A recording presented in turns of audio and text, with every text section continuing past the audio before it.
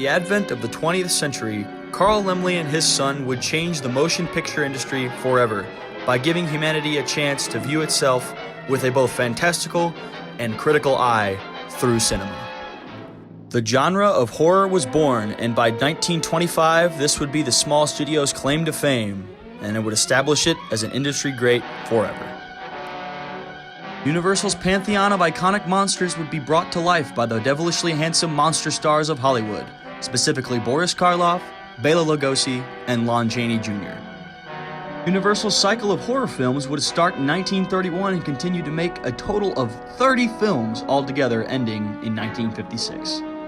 Monsters such as Dracula, the Wolfman, and the Frankenstein monster would terrify audiences around the globe with each movie's first release, followed by contemporary films in each series.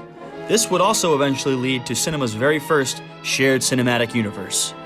Though ingrained into the minds of generations after generation, there is so much to the story behind the making of these films and the lives of the men who played the monsters that have so captivated millions to come.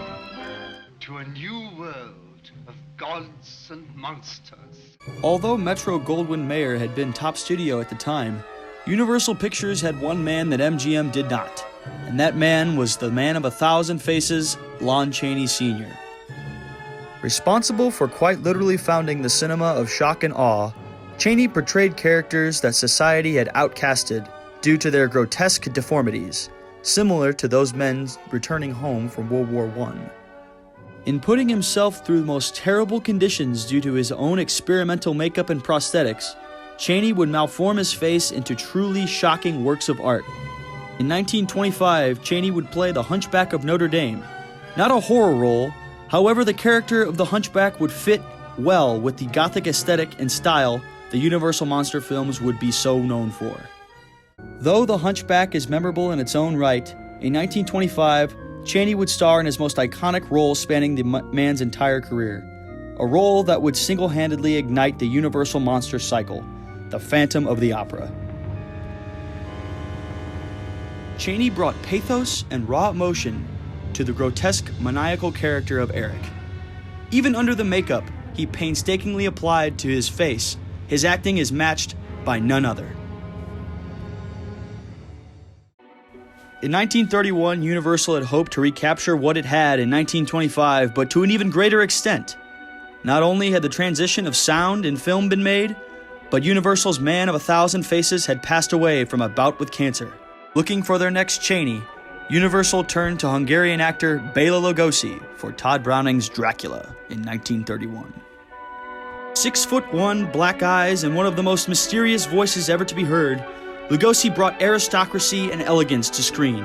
Every role to Lugosi was a performance.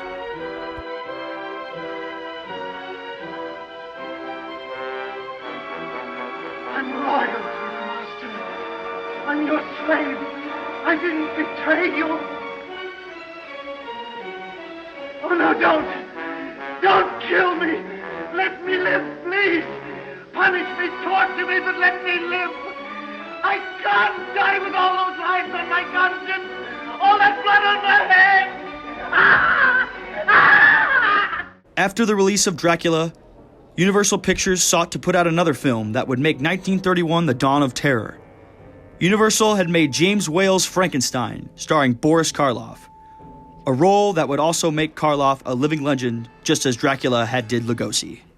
It's alive. It's moving. It's alive. Oh, it's alive. It's alive. It's alive. It's alive. Oh, in the name of God. Now I know what it feels like to be God. Along with studio staple Jack Pierce's makeup, Karloff's portrayal of the monster would be as iconic as ever. His face, and better yet his voice, captivated audiences everywhere from then on. As Chaney did years prior, Karloff not only terrorizes but evokes compassion for the sad existence of the monster. It wasn't until 1935 that Universal would have James Whale create its first sequel, a follow-up to Frankenstein. It would be revered even more than the original, Bride of Frankenstein was made in 1935, not only featuring Karloff as the monster yet again, but would also introduce the first female monster, the Bride, played by Elsa Lancaster. In The Bride of Frankenstein, the compassion for the monster is upscaled by his learned ability of speech, giving animation to the character, accumulating in the most heart-wrenching of scenes in which the monster finds company with his only friend, a lone blind man. In 1939, Universal had casted Karloff a third time as the monster. This would be his last, as the makeup and physically demanding role would take its toll on the aging actor.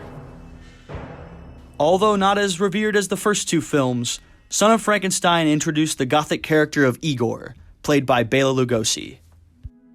The dichotomy between Lugosi and Karloff is a match made in horror heaven, and this film, especially being a part of the monster cycle, not only makes it no exception, but a noteworthy example amongst their many shared works.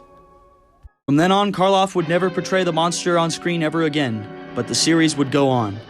And in 1941, the Universal horror cycle would be reinvigorated with The Wolfman, introducing the son of Lon Chaney Sr.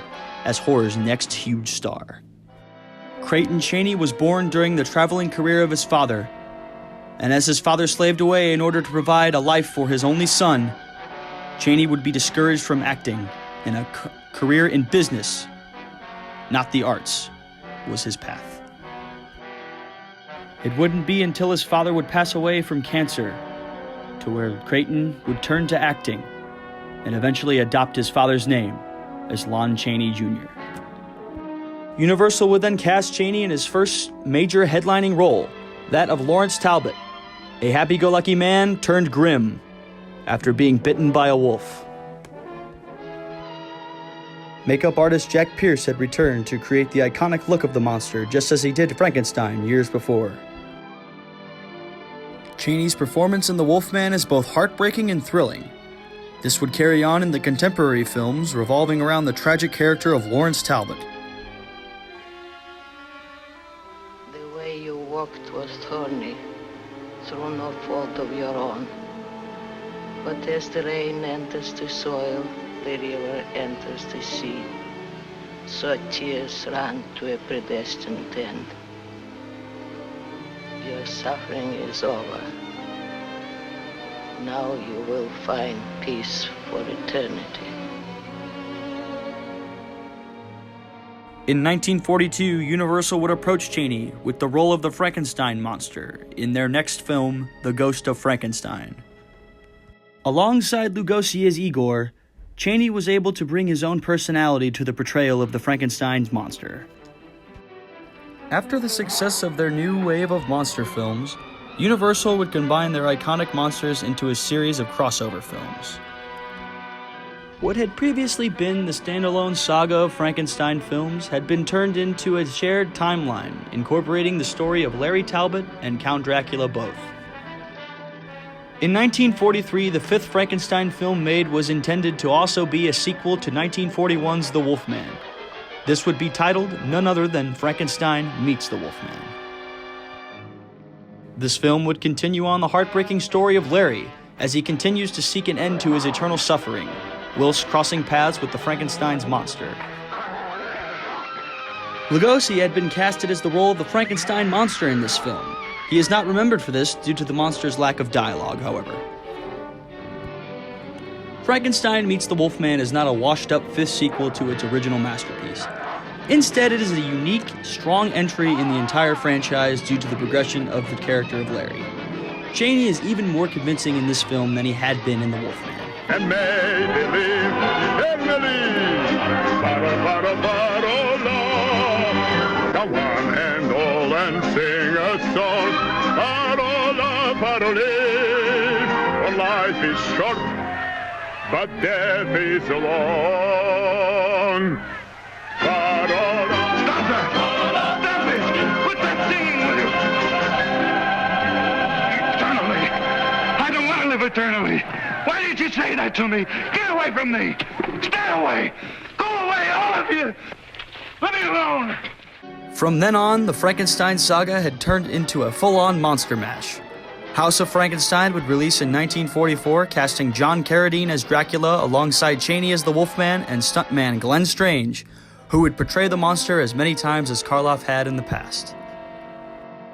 Karloff had also returned to the series, not as the monster, but as the mad Dr. Niemann, in a portrayal most convincing. House of Frankenstein is yet another great entry to the mythos and established Strange as the new look for the Frankenstein monster, as well as setting the stage for the accumulation of the franchise yet to come. The following year of 1945 would see the release of House of Dracula, with Carradine, Chaney, and Strange all reprising their roles as the monsters. This film, however, is rather the weakest in the series, with its use of stock footage and rehashed plot lines.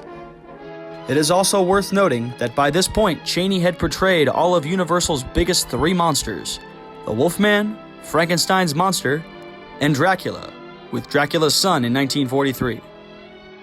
Chaney had also starred as the mummy Karis in Universal's Mummy series following Karloff's original film.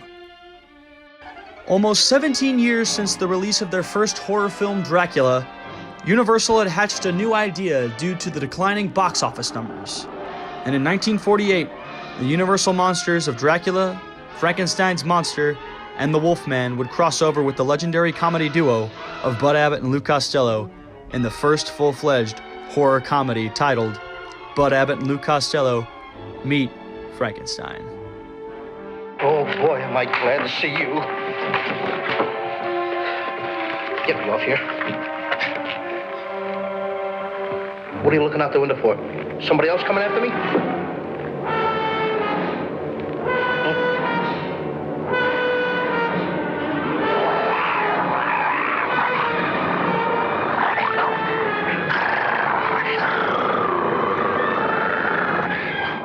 Not only would Lon Chaney Jr. return to play Lawrence Talbot yet again, but Bela Lugosi would be back at his original role of Dracula for the first time since 1931.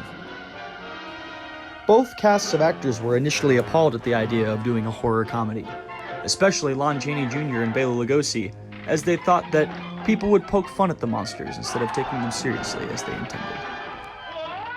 Glenn Strange, however, was delighted to do the movie, as he had always dreamed of playing the Frankenstein monster, and this would be his third outing, donning the makeup.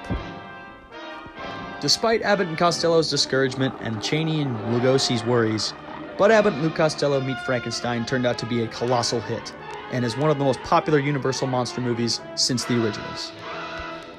Not only is it the most popular Universal monster movie next to the originals, it is also the most influential, inspiring countless many directors and introducing the world of horror to new fans for generations. Though Lugosi and Chaney both resented the film at first, this would be the capstone on both men's career, as after this film, none would find work outside of B-movies in Hollywood. Abbott and Costello Meet Frankenstein would be the last Universal Frankenstein saga movie. Although Abbott and Costello Meet Frankenstein would be the last of the original Frankenstein series, it would ensure the continued legacy of the entire Universal Monster franchise, as well as the three monster stars' great careers. Well, he won't chase us anymore. And another thing, Mr. Chick Young, the next time that I tell you that I saw something when I saw it, you believe me that I saw it. Oh, relax. Now that we've seen the last of Dracula, the Wolfman and the monster, there's nobody to frighten us anymore. Oh, that's too bad. I was hoping to get in on the excitement. Who said that? Allow me to introduce myself. I'm the Invisible Man.